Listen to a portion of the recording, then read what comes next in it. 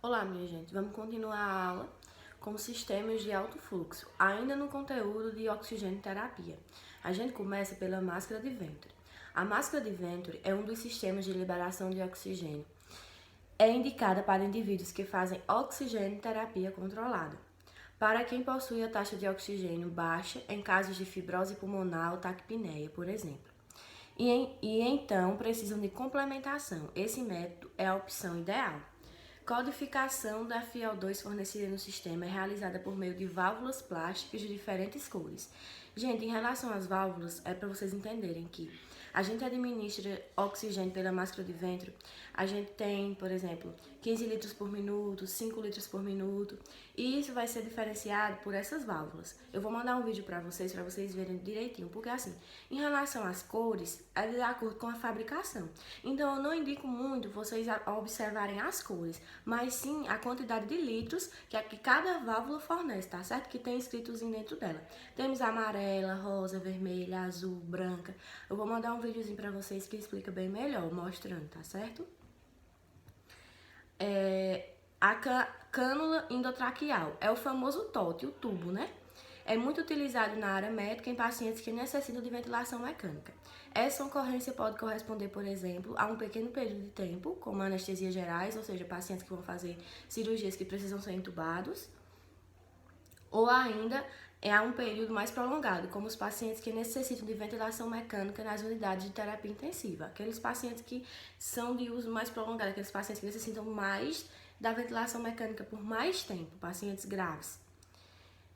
Colar de traqueostomia é aquele procedimento que a gente realiza quando o paciente não consegue mais utilizar suas vias aéreas superiores e a gente precisa fazer uma incisão na traqueia para que o paciente receba ventilação através de lá, respire através de lá, tá certo? Umidificador. Para que serve o umidificador? Vocês já ouviram falar. Depende do fluxo de oxigênio. O tratamento pode causar um ressecamento das vias aéreas superiores e o umidificador de oxigênio permite que isso não ocorra, proporcionando maior conforto ao paciente durante o tratamento. Ou seja, vocês sabem que a gente recebendo oxigênio, a gente pode ter realmente um ressecamento das vias aéreas. A gente umidificando aquela oxigênio terapia vai ter maior conforto e vai melhorar aquele tratamento. O umidificador de oxigênio foi feito para ser conectada em fluxômetros, que cada leitozinho de UTI tem um fluxômetro, certo? De oxigênio, seja em redes ou em cilindro de gás, para promover a umidade que o gás é armazenado sem umidade. Para o umidificador de oxigênio funcionar, é preciso preencher com água destilada, respeitando a linha de marcação de nível máximo que vem indicando no frasco do produto. Gente, só ler no frasco do produto que dá tudo certo. Após colocar a água, o copo é conectado ao cilindro ou rede de oxigênio. Quando o fluxo de oxigênio passar pela água, irá fazê-la borbulhar, fazendo o arraste das moléculas e umedecendo o gás oxigênio. Entendido? Cuidados de enfermagem. Esses pacientes que precisam de ventilação mecânica, de oxigênio terapia de alto fluxo. Fazer higienização das mãos sempre, evitar contaminação cruzada, verificar sinais vitais antes e depois da oxigênio terapia, observar sinais de complicações, distensão gástrica, obstrução nasal e lesão de septo, verificar o perfeito funcionamento do sistema sempre, manter nível de umidificação e aquecimento dos gases em temperatura ideal, verificar o correto percentual do oxigênio, sempre, minha gente, que a gente não pode administrar de mais ou de menos, sempre por prescrição médica, colocar a porcentagem prescrita pelo médico sempre, usar água destilada, rotular o frasco com data e horário, acomodar o paciente em posição de Fowler, fazer a higienização após a oxigênio terapia e registrar o procedimento. Minha gente, sempre vocês registrem os procedimentos que vocês realizam. Porque qualquer coisinha vocês estão respaldados, tá certo? Ventilação mecânica. A ventilação mecânica é um dos principais recursos de suporte à vida utilizado na UTI. Sim, minha gente, a maioria dos pacientes que ficam internados na UTI necessitam de ventilação mecânica. Substitui total ou parcialmente a atividade ventilatória do paciente. A gente vai ver alguns módulos, tá certo? Assistida controlada, para vocês verem que às vezes a ventilação mecânica ela só é tipo uma ajuda, parcialmente, o paciente a respirar. E às vezes ele ajuda por completo o paciente a respirar, ele quem faz todo o trabalho. A ventilação mecânica serve para oferecer suporte à vida até a recuperação do paciente e não é em si um método curativo. Sim, minha gente, ele não é tipo assim, para curar o paciente, é só para ajudar o paciente a respirar naquele momento que ele não está conseguindo. Objetivos da ventilação mecânica: reverter a hipoxemia. Logicamente, vocês viram no início do vídeo que é hipoxemia. Hipoxemia é diminuição de oxigenação no sangue. Permitir sedação, anestesia também, quando os pacientes vão fazer uma cirurgia. Por exemplo, vão fazer uma cirurgia de garganta, de cabeça. Eles sempre precisam ficar entubados porque não vão conseguir, vai ser uma anestesia geral e eles não vão conseguir respirar por si próprios, certo? Aliviar desconforto respiratório. Sustentar as trocas gasosas, quando o paciente não está conseguindo, logicamente. Obter um nível aceitável de oxigenação, ou seja, acima de 90%, porque abaixo de 90% já é muito pouco. Obter um nível aceitável de oxigenação arterial. Também. Principais indicações da ventilação mecânica: manter troca gasosa em níveis adequados. Hipoxemia grave, quando o paciente está realmente com um nível de oxigênio lá embaixo. Alteração da mecânica respiratória, quando o paciente não está conseguindo manter um nível de respiração, ou seja, que ele tem uma apneia ou então tem uma taquipneia muito forte. Trabalho respiratório aumentado mais fadiga, quando o paciente realmente está agoniado, está se agonizando para respirar, não está conseguindo e começa a fazer mal o paciente começa a ficar inquieto. Vamos ver agora as modalidades de ventilação mecânica. Gente, são 3 que eu coloquei aqui, que vocês veem lá quando vocês for verem o ventilador mecânico. Quem realmente trabalha com ventilador mecânico na UTI é os fisioterapeutas, porque eles quem fazem o trabalho de oxigenoterapia com a ventilação mecânica. Porém, é bom a gente conhecer, porque às vezes a pessoa tá lá e não sabe nem o que é, né? Então, lá no ventilador mecânico, no quadrinho, vai ter lá bem direitinho os modos que determinam a maneira como o ventilador auxilia na respiração do paciente. Temos a CMV, que é a controlada, lá tem assim, CMV, no ventilador mecânico, controlado. A/C, que é controlada, assistida, e SIMV, que é controlada, assistida e espontânea. A gente vai ver de um por um o que cada um significa e como é utilizado. A ventilação mecânica controlada, como é? Nesta modalidade, todos os movimentos ventilatórios são gerados pelo aparelho, ou seja, se o paciente está respirando 13, 14, 15 vezes por minuto, quem está fazendo esse trabalho? O aparelho, o paciente não está fazendo nada. Se tirar o aparelho do paciente, o paciente não respira, tá certo? A frequência respiratória é programada no ventilador, logicamente a gente coloca 12, tem lá para colocar bem direitinho também, 12, 13, 14, de 12 a 20, né, que é normal. Mas a gente não coloca 20 não, nunca coloca o topo, nem um mínimo, a gente coloca uns 13, uns 14 por aí, 14 respirações por minuto. Situação de maior gravidade. Sim, gente, é quando o paciente realmente não está conseguindo respirar de forma alguma, a gente tem que utilizar a ventilação mecânica controlada, que é quando o ventilador substitui totalmente o que o paciente faz, o que a gente faz, né? Que é a respiração. Vantagens: menos gasto metabólico. Por quê? Porque o paciente não está fazendo esforço algum, nem para respirar, nem para fazer nada. Controle total da função ventilatória. Na gasometria, a gente vai fazer uma gasometria no paciente, o paciente vai estar totalmente metabolicamente estável. Por quê? Porque o paciente está fazendo a troca gasosa normal, assim, entre aspas, né? Porque está sendo pelo ventilador, mas está suprindo as necessidades do corpo.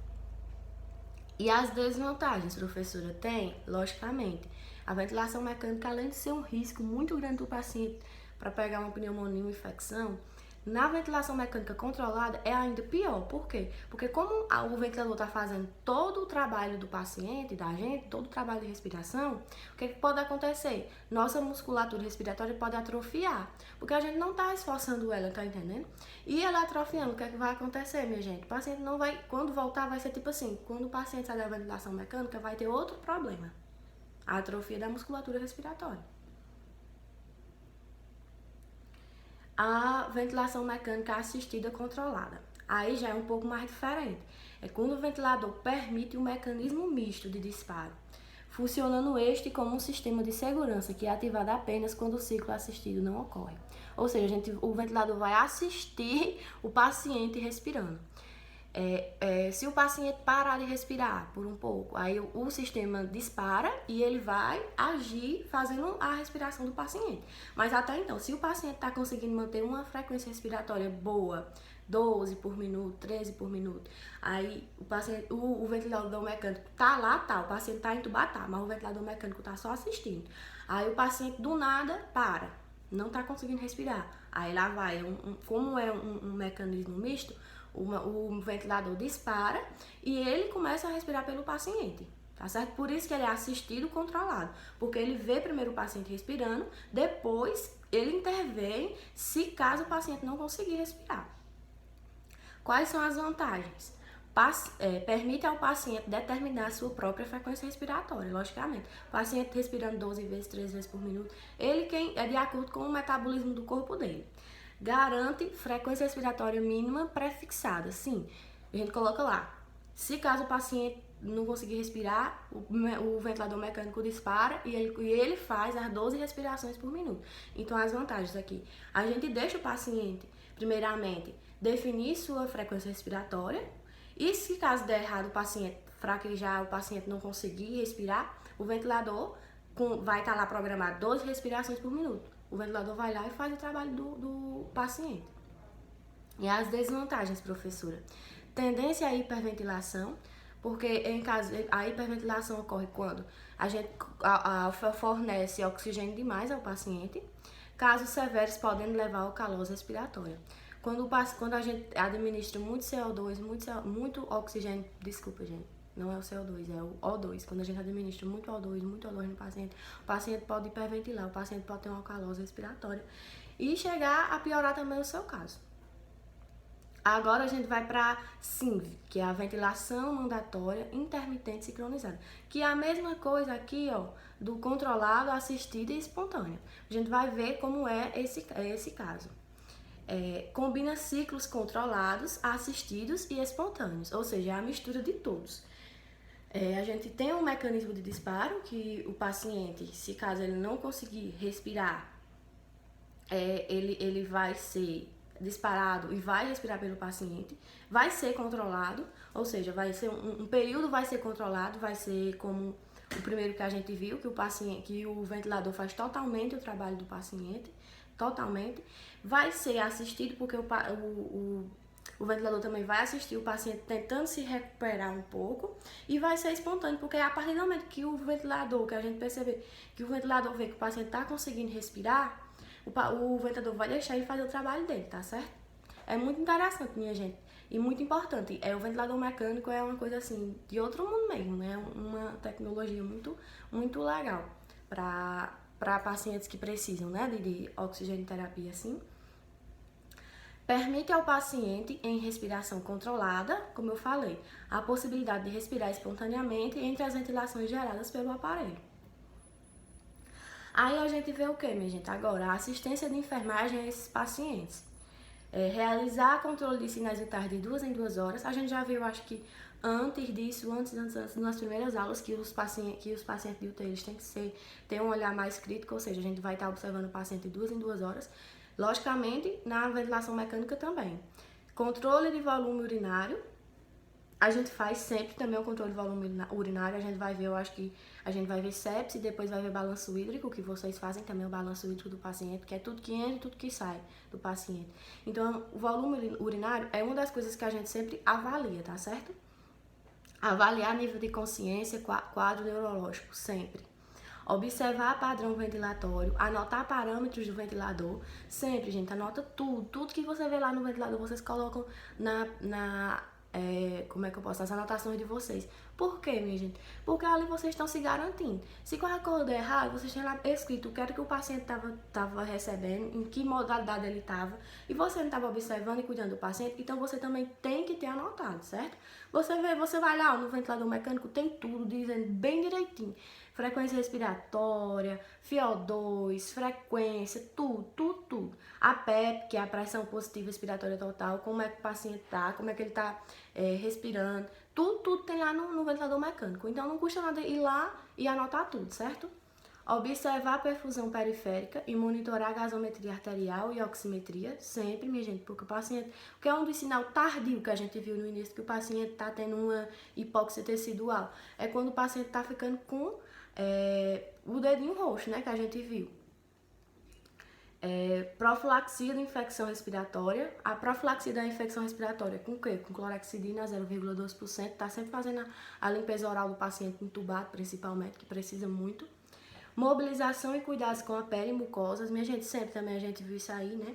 Antes nas outras aulas, que a gente tem que estar sempre mudando o paciente de posição, hidratando o paciente, porque são pacientes que geralmente podem apresentar uma úlcera por pressão, uma descamação que pode piorar depois. Se houver previsão prolongada de intubação, é preciso que o enfermeiro passe uma sonda nasogástrica ou nasointeral para início de dieta interal imediata e manter acesso venoso. Por quê, minha gente? Porque o paciente que está entubado, se for por muito tempo, se for por uma cirurgia, não precisa passar a sonda, porque ele vai fazer a cirurgia, depois da cirurgia ele é desentubado. Mas se o paciente for precisar de uma ventilação mecânica prolongada com a presença do tubo, o que é que a gente tem que fazer? O enfermeiro ele tem que passar uma sonda nasogástrica ou nasointeral. Geralmente é nasointeral, porque a nasogástrica é mais realmente para retirar líquido do paciente. E a nasogástrica é para retirar líquido do paciente, geralmente a gente faz para tirar a distensão abdominal, quando o paciente está com muita distensão.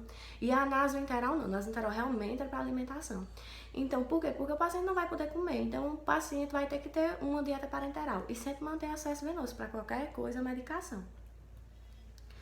Ventilação mecânica não invasiva. Pode ser aplicada por máscaras faciais, nasais ou por formas que proporcionem ventilação, sem que haja algum procedimento invasivo. Essa ventilação mecânica invasiva é toda aquela oxigenoterapia que a gente viu antes. Os sistemas de baixo fluxo, de alto fluxo, tá certo?